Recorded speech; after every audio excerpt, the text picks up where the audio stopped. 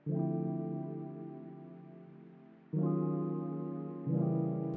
teman-teman semuanya, jadi pada video kali ini saya akan menjelaskan tentang teks negosiasi. Namun sebelum masuk ke video penjelasannya, saya ingin memperkenalkan diri terlebih dahulu. Perkenalkan, nama saya Maria Vanessa Kurniati Ara dari kelas 10G. Langsung saja kita masuk ke video penjelasannya. Yang pertama, kita masuk pada pengertian teks negosiasi. Teks negosiasi adalah teks atau tulisan yang berisi kesepakatan antara dua belah pihak dengan kepentingan berbeda. Kesepakatan yang dimaksud ini bisa dalam berbagai keperluan. Biasanya, dalam kegiatan jual beli, pedagang ingin mendapatkan untung sebanyak-banyaknya, sedangkan pembeli ingin mendapat harga termurah. Akhirnya, dilakukanlah tawar-menawar barang agar diperoleh kesepakatan bersama.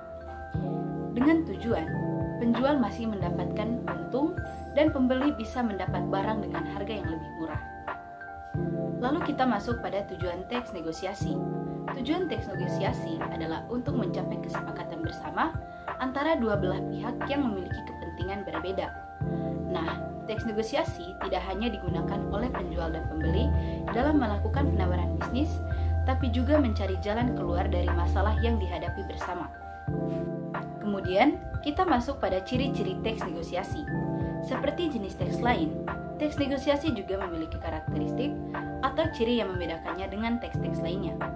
Ciri-ciri teks negosiasi antara lain yang pertama, menghasilkan kesepakatan, yang kedua, menghasilkan keputusan yang saling menguntungkan, yang ketiga, memprioritaskan kepentingan bersama, yang keempat, sarana untuk mencari penyelesaian, yang kelima, mengarah pada tujuan praktis.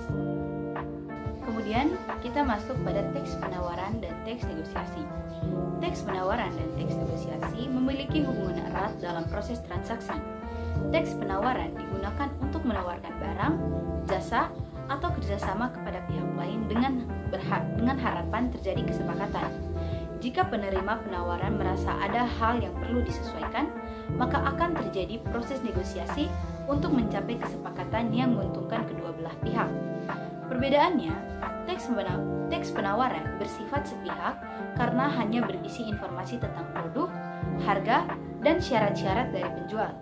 Sementara teks negosiasi melibatkan dua pihak yang saling berdiskusi dan melakukan tawar-menawar. Hasil dari teks penawaran bisa langsung diterima atau berlanjut ke negosiasi, sedangkan teks negosiasi akan berakhir dengan kesepakatan atau pembatalan transaksi. Selanjutnya, kita masuk pada struktur teks negosiasi.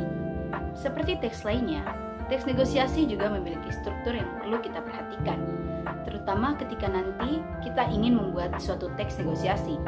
Struktur teks negosiasi terdiri dari 6 bagian, yaitu yang pertama orientasi.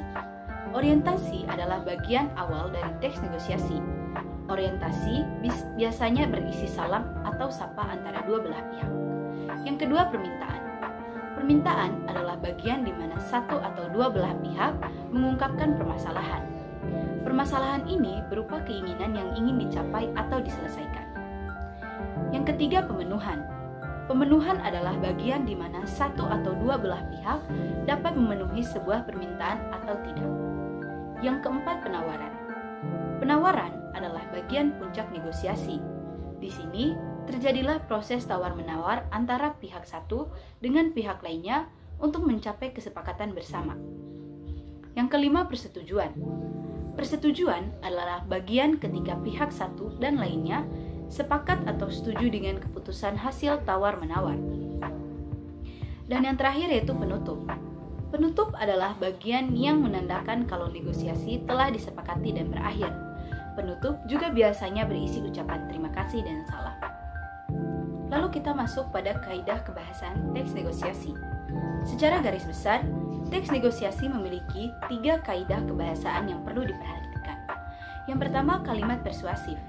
Kalimat persuasif adalah kalimat yang sifatnya mengajak, membujuk, atau meyakinkan orang lain agar bersedia mengikuti apa yang dikatakan oleh pembicara.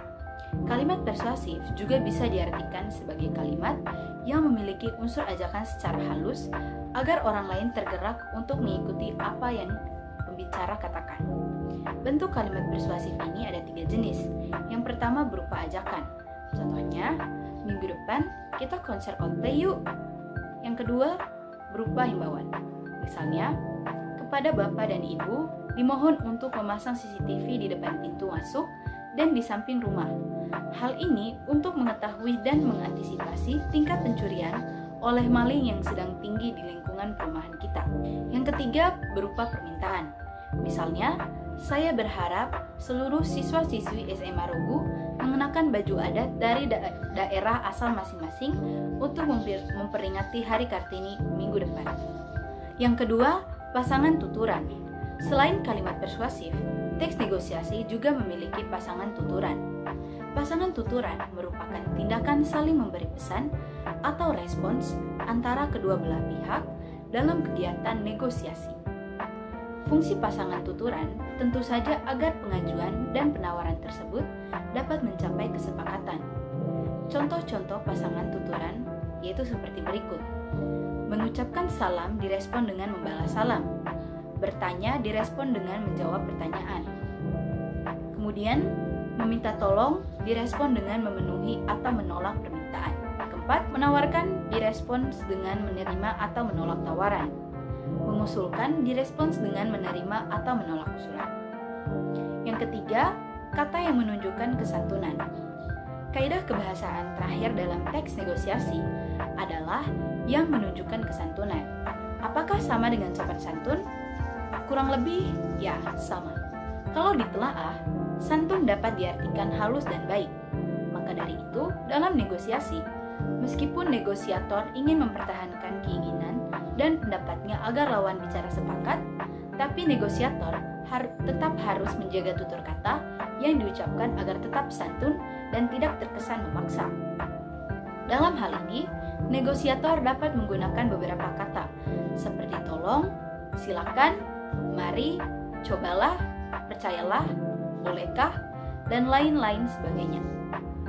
Yang terakhir, kita masuk pada langkah menulis teks. Yang pertama, persiapan dan perencanaan. Pada tahap ini, kamu bisa menentukan tema kegiatan negosiasi. Misalnya, temanya adalah kegiatan jual beli, atau bisa juga kegiatan negosiasi untuk menentukan kebijakan tertentu di suatu perusahaan, dan sebagainya. Yang kedua, menentukan pihak-pihak yang berkaitan. Pada kegiatan negosiasi, perlu ditetapkan pihak-pihak yang berkaitan. Misalnya, temanya tentang jual beli, maka tentukan siapa yang berperan sebagai penjual dan siapa yang berperan sebagai pembeli. Yang ketiga, menentukan hal yang dinegosiasikan. Kamu perlu menentukan apa yang ingin dinegosiasikan dalam teks tersebut. Misalnya, temanya jual beli, lalu apa yang diperjualbelikan? Apakah berupa barang atau berupa jasa? Lalu, tentukan juga waktu dan tempat negosiasi. Yang keempat, menyiapkan penyampaian argumen. Pada tahap ini, masing-masing pihak mengutarakan apa yang diinginkan secara bijaksana. Yang kelima, merancang kegiatan tawar-menawar dan penyelesaian masalah. Pada kegiatan ini, dilakukan tawar-menawar antara pihak-pihak yang terlibat untuk mencapai kesepakatan. Misalnya, temanya adalah jual beli. Maka, tawar-menawarnya bisa berupa kesepakatan harga barang, atau jasa yang diperjualbelikan. Yang keenam, menentukan penutup. Tahap ini merupakan tahap terakhir yang menutup proses negosiasi. Misalnya, antara kedua pihak saling mengucapkan terima kasih dan salam. Selain itu, jika negosiasi yang dilakukan bersifat formal, maka bisa juga ditutup dengan kesepakatan tertulis dan penandatanganan dokumen tertentu antara pihak yang terlibat. Yang ketujuh, menulis struktur teks negosiasi. Nah, langkah-langkah di atas tadi kan masih berupa outline atau kerangka.